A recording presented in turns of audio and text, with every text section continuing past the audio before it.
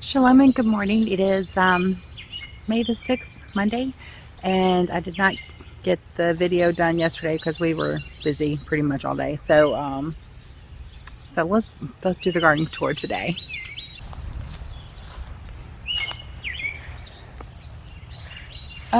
So this is the mint. There's some garlic, onions here. These are the Egyptian walking onions, if you're not familiar with those. These are little bulbets that you can plant, and they will grow into new onions. As you can see, it's starting to grow right here.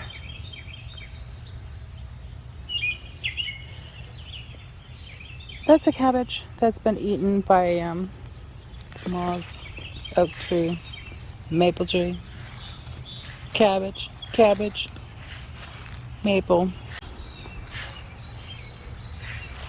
More maple trees. This is the one we call High Tower.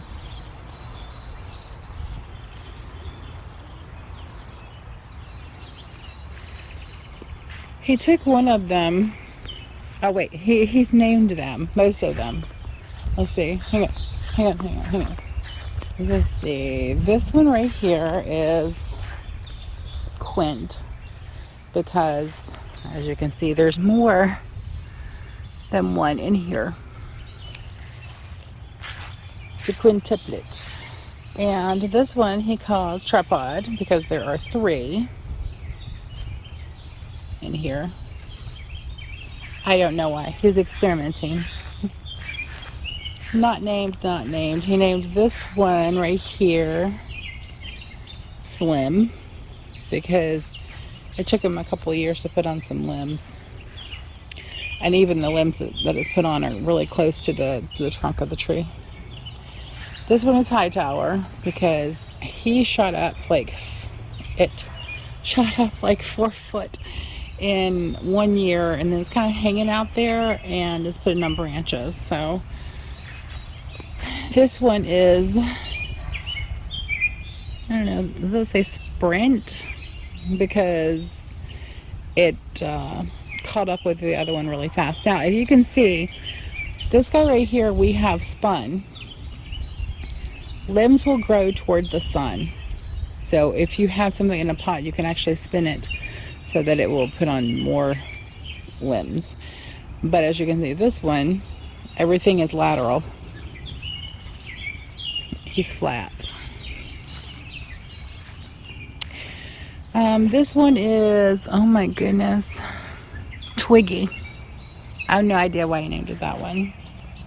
And this is Woody because he got a wood stalk. The bark started coming on really early on that one. This is another one that's not named. Now, this one right here is empty because yesterday he took one of them that was out here, not named, and planted it in the front yard, and I'll show you that later. So, cabbages. Here we have cabbage and broccoli. And then we have some spinach that's trying to take off right here. That just planted itself. That guy's in there so far. I don't know if it's going to do anything. These are spinach as well. So maybe it's some of the seeds that I planted last year are coming up is what it looks like. Look at that. Yeah, that's not weeded. That's pretty sure that's the seeds I planted last year that are just now coming up this year. We do have a broccoli stalk right here. The plant starts that we have, a lot of the peppers died because we let it get too dry. I'm not assigning blame, but we let it get too dry. So we have a few little survivors, but that means these guys are strong. So that's a good thing.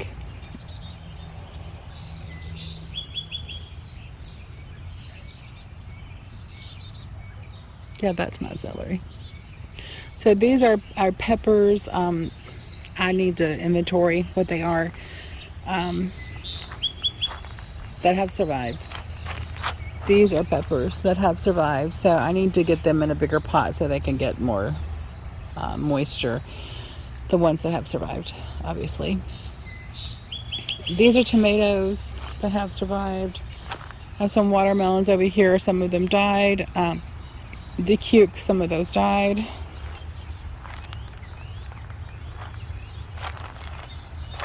And that's the problem with these guys right here. The cup it sits in has holes, which is unfortunate. It makes it hard for them to retain water. But the tomatoes, it's going to be a bumper year for tomatoes apparently, because I don't think we lost any of them. Maybe one or two. Some of them aren't looking too great. But the ones that are look beautiful. As you can see, they dried up.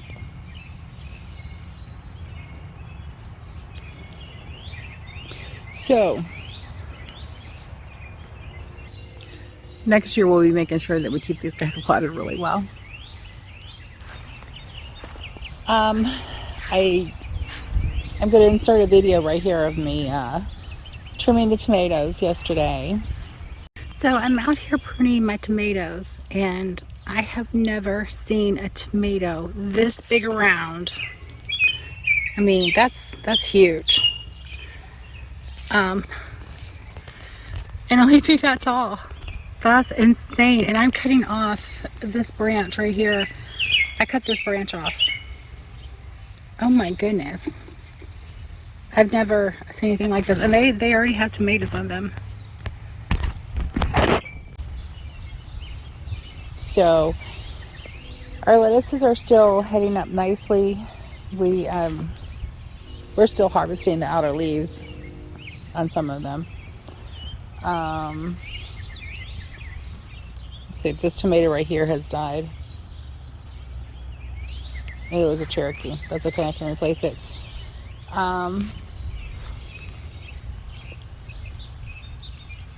These tomatoes, I mean, look at the width of that stem. That's insane. And it's already putting on tomatoes. And some of them were just kind of going sideways, so I ended up having to stake it up sideways. It's okay.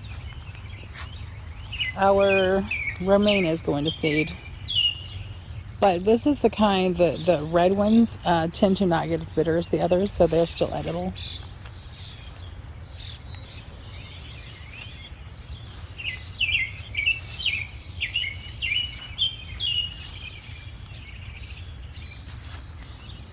The nasturtiums aren't happy in here.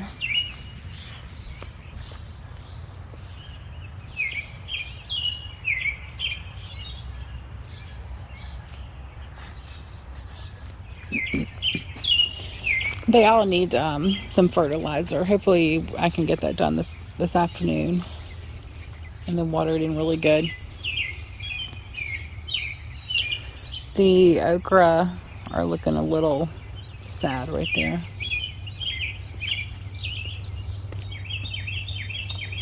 And celery is beautiful.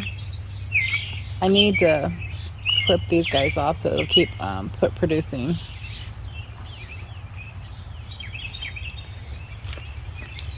The chamomile, I also need to clip them off so I can harvest some when it starts reproducing again. Looks like we have a mushroom in there. Not the same one as last year. But the celery's doing really good if I can keep this off of it. the basil also.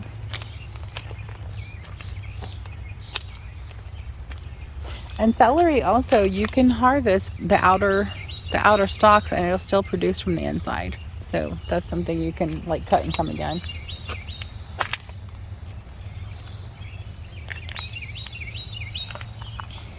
The kale is producing more than we eat or juice. So it's doing good. Yeah, these guys are beautiful. This thing has one little tiny leaf. One little tiny leaf. This one is leafing out quite nicely. I still need to get Todd to help me put that one in that one. The big one I have back here.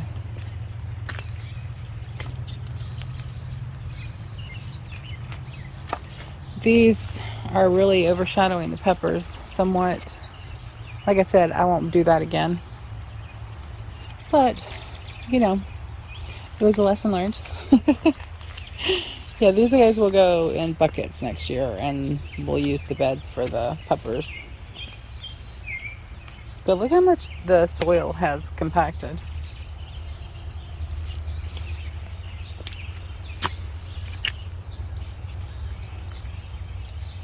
We do have some flowers on the peppers. You can see right there. Onions are doing good. I've got some garlic scapes right here I need to cut off. But those are definitely edible. You can use these in place of garlic.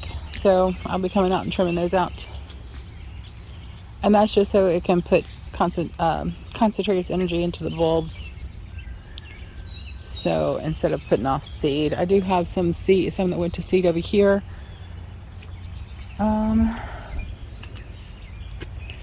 These guys over here are getting hit really hard with the cabbage moths.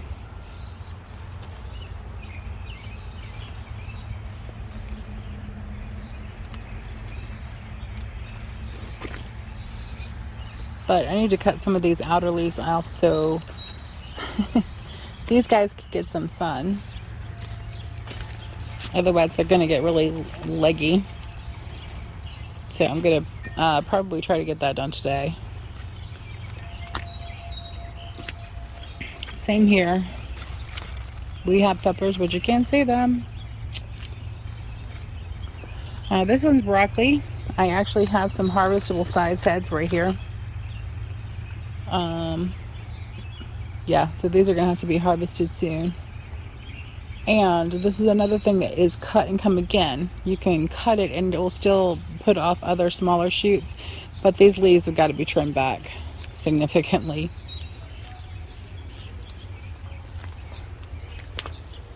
Yeah, these guys are getting ready to flower. This one is really getting ready to flower. So I'm going to be harvesting some broccoli, which is good because I love broccoli. Still don't have anything else planted in this bed.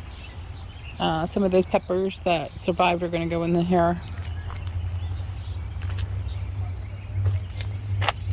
Once I trim some of these outer leaves off. I'm not sure how much you can trim on cabbage and it still survive, because all it needs is leaves to create photosynthesis, but it's developing leaves down here. So I'm thinking some of these bigger outer leaves I can get rid of. I'll experiment and see what happens. My canna lilies are coming up nicely. One of them's getting ready to bloom, I believe. And this is my mint. The pawpaw tree, he needs to be potted or planted in the ground. I'm probably going to plant him in the ground.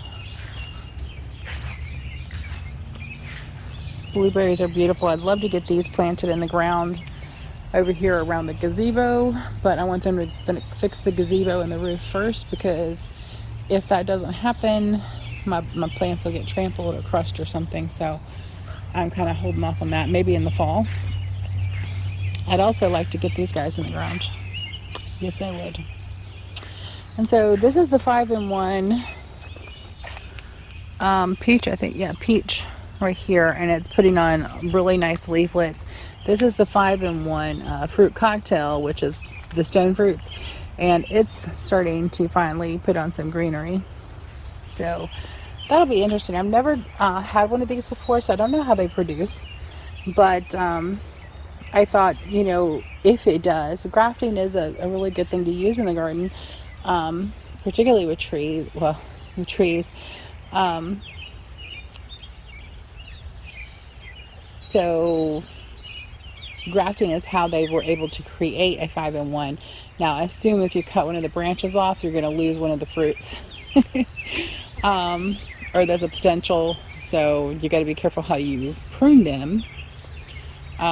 But this will be something we can experiment on.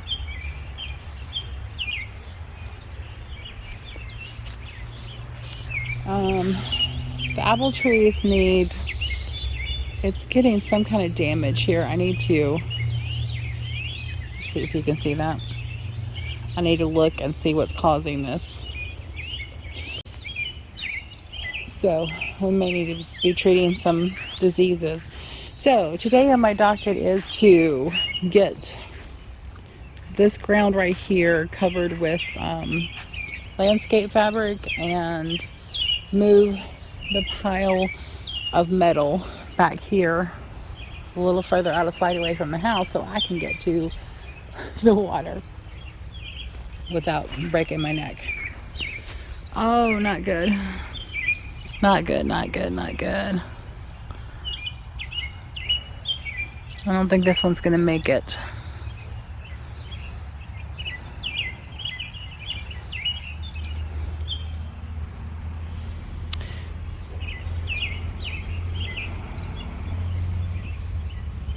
This was not caused by watering. I'm not sure what caused this. This one looks beautiful. It still has the dead places at the top, but it does have some, I don't know, we'll wait and see what happens. That's my neighbor's Medusa that needs to be trimmed. It's gotten so big, it has broken their support. I don't even know if they know that. I don't think they come back to this corner. They're not able to maintain their yard anymore, so it is a little bit of a problem when I go to mow. I also think there's a poison ivy growing underneath there. Anyway, okay, here's my blueberries. This one right here, I've already harvested almost all the blueberries that are ripe on it.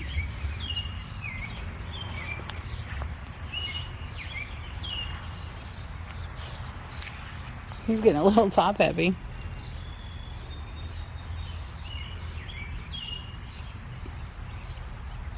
More than a little top heavy. I'm going to need to support him.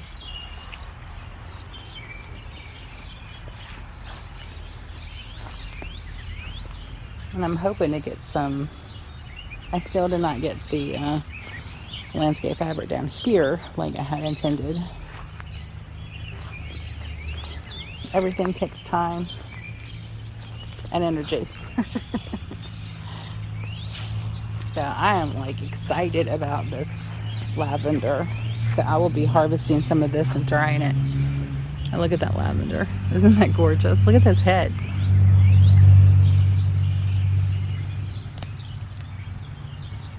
That smells good. What? That'll be some really good tea.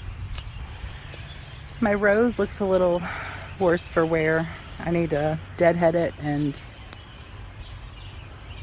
figure out what kind of disease. I'm not really a rose connoisseur, so I need to figure out what the disease is that's affecting these guys. Yeah, it's looking pretty bad. It was beautiful while it was blooming though, right?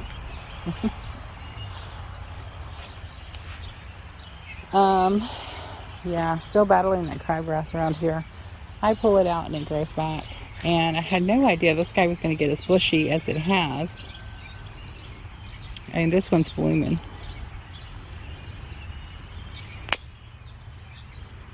Which probably means it's going to go to seed. This one's not looking happy. Neither one of them are. They haven't looked, the bleeding heart, they haven't looked happy since I put them in here. I'm going to try giving them some fertilizer and see if that helps. Maybe it will, maybe it won't. Those are so pretty though. If I had known they were going to fill out like that, I would not have even bothered putting anything else in there. But these guys can be transplanted somewhere else. So, my calla lilies look beautiful. More crabgrass. And this guy is so heavy with bloom, with blueberries, it's doubled over. Okay. So here is my dogwood. I've got some empty spaces from the, none of them have died, but some of them have not filled in as well as others have. Like these guys filled in really nicely, but these did not. So I may do some seed planting right there just to fill that in and then get some more next year. We'll see. And this is the maple tree that Todd got planted yesterday. He worked so hard on that.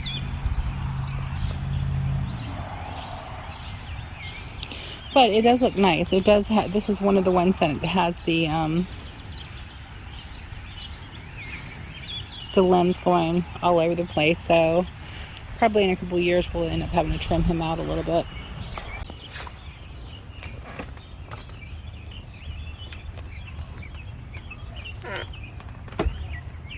Oh, we have signs because my daughter's scared to death of masks and people like to virtue signal that come and visit Joy. So anyway, thank you for joining me on my garden tour.